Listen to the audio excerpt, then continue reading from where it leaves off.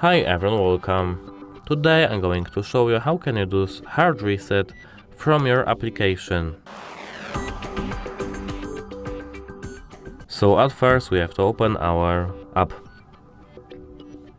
Now we have to click on our headphones. Now we have to scroll all the way down to support. Now as you can see there's a button reset to factory setting. Now we have to click reset.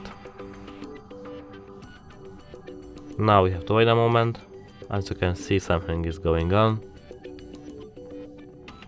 Now we can reset our app. And that's it. Hope it helps you. Goodbye.